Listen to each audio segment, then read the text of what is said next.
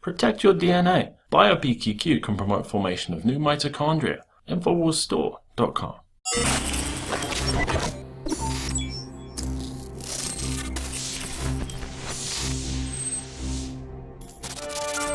Now, I find it amazing that at the same time we have legislation all over this country being introduced to take away our informed consent, to force us to take pharmaceutical injections, we also have safe and effective medication that is prohibited, strongly prohibited. And of course, I'm talking about medical marijuana.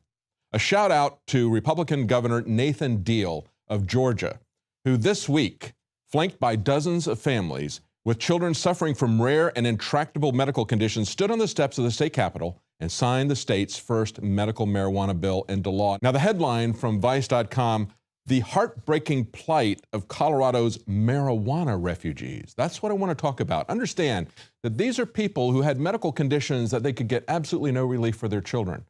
They became medical refugees going to Colorado so they could get effective medication. They had to flee their homes.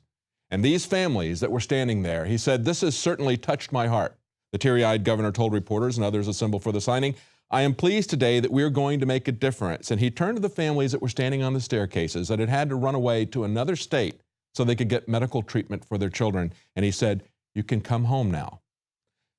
People don't realize how this affects individual families. We've had David Simpson, the legislator here in Texas, who has bravely introduced another Republican, fighting his own party to introduce medical marijuana legislation because he has compassion. It breaks my heart to see that the people who are fighting this the most, in most cases, are Christians with a misplaced trust in the government's use of force to change lives.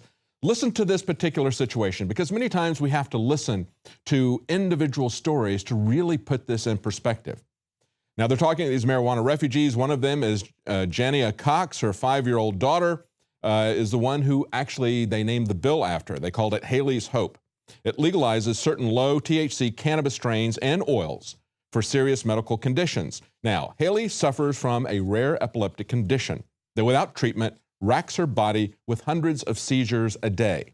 A little over a year ago, Haley's medical condition had deteriorated so drastically that her breathing stopped several times a day. She was at death's door. And in search of alternative treatment for her daughter, Cox moved from Georgia to Colorado, where another Georgia native, Jason Cranford, had moved in 2009 to develop a low THC strain of marijuana for pediatric use.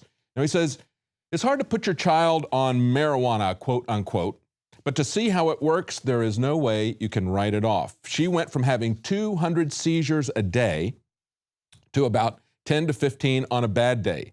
And she's had 28 seizure-free days since they moved to Colorado. He says now she's talking more, she's making eye contact. I think the best thing is she smiles at us now.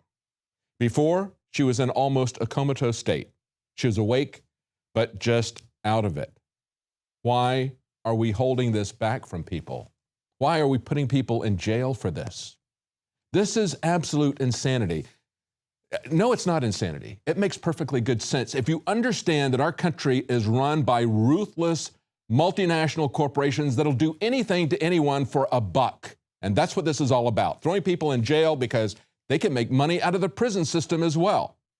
And it's law enforcement, it's the government, they are all partners in this crime, in this sin. And it grieves me to see that there are so many well-intentioned, I think, but just blind Christians who are jumping on this prohibition bandwagon after 40 years. Now, when David Simpson introduced this bill, he talked about some families who are suffering from seizures.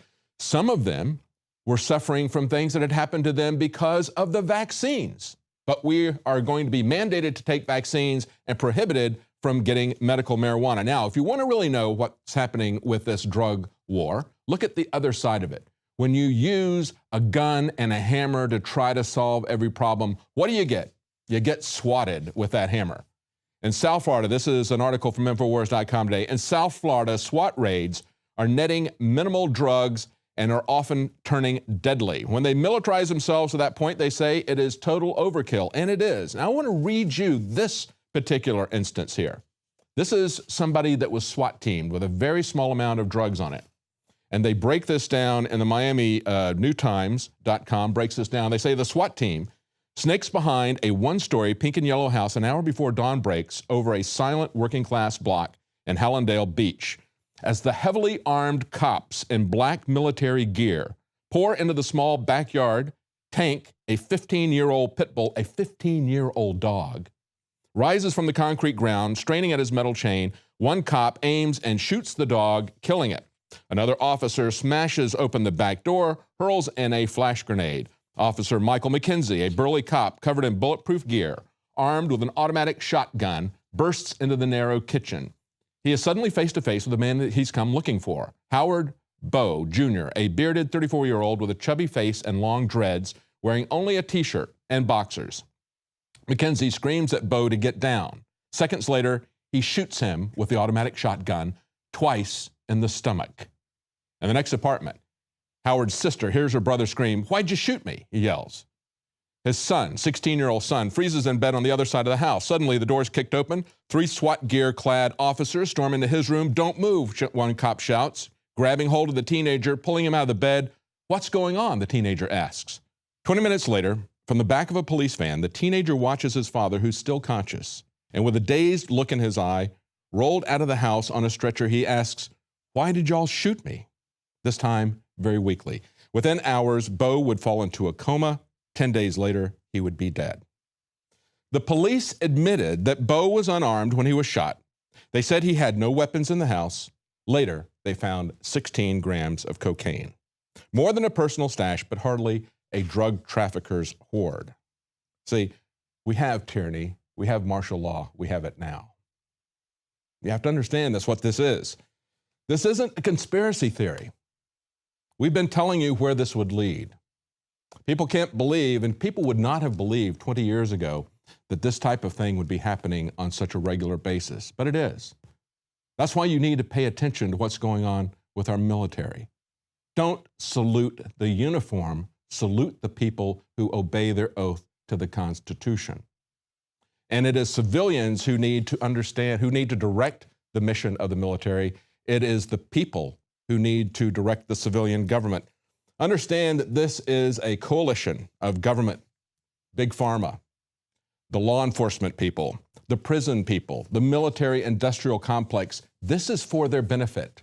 They are not doing any of this for your benefit. They're not keeping you off of drugs. Drugs are bigger than they've ever been after 40 years. But so is their business, whether it's the prison business, the law enforcement business, you name it. And of course, they're also supplying the drugs. Now let's take a look at Chicago. Chicago is going to be paying out $5.5 million in compensation to victims who are tortured by the city's police. People said that was a conspiracy theory. It didn't really happen. This is The Independent reporting this. This is $5.5 million, mainly focused around one individual, but there were others as well. This is what Rahm Emanuel says. He says, "We are strong enough to say that we were wrong. Chicago will finally confront its past and come to terms with it." Will they? Will they really? See, back in 2007, they already paid out $19.8 million to people that were tortured by a police commander, John Burge. He was sent to prison for 4.5 years because of perjury, because he lied about the torturing. Not because he tortured, but because he lied about the torturing and was caught in doing that.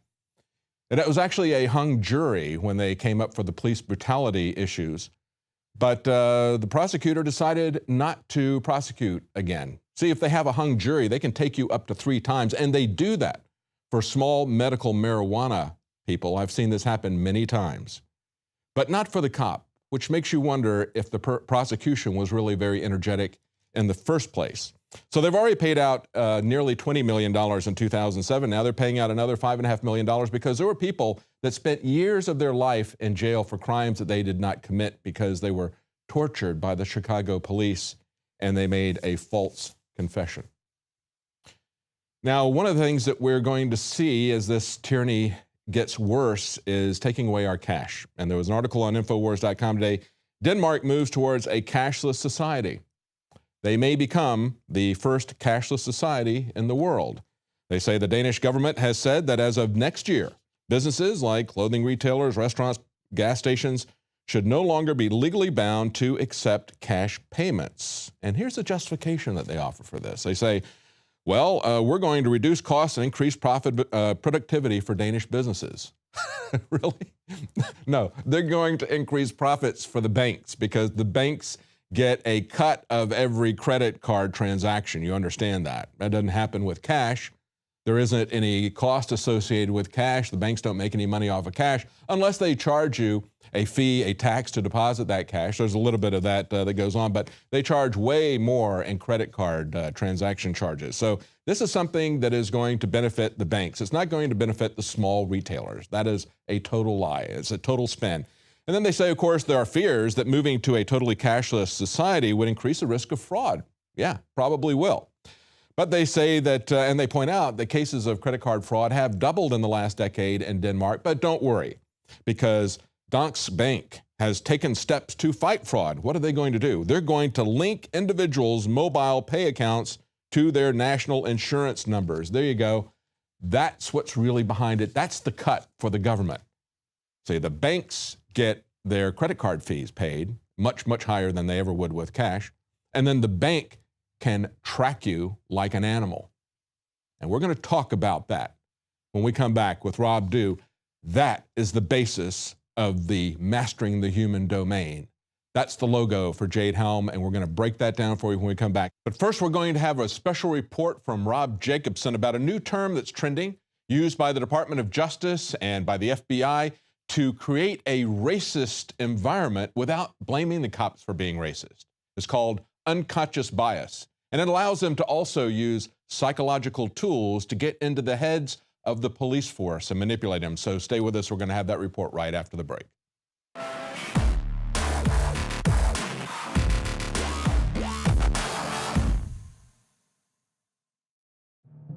My name is Alex Jones. Most of you know me from my syndicated radio program and my documentary films, as well as Infowars Nightly News. When I got on air 20 years ago, I had discovered the globalist program, their plan to take over the world, and my focus went from running 6 miles every other day, swimming 2-3 miles a couple times a week, and lifting weights to focusing on fighting the globalist. I've gone from 279 pounds all the way down to 235 pounds, and the weight's going off even faster. Super Male Vitality, Survival Shield X2 Nascent Iodine, and Oxy Powder. Those 3 products of the entire family of InfoWarsLife.com products are the most important from my own personal experience.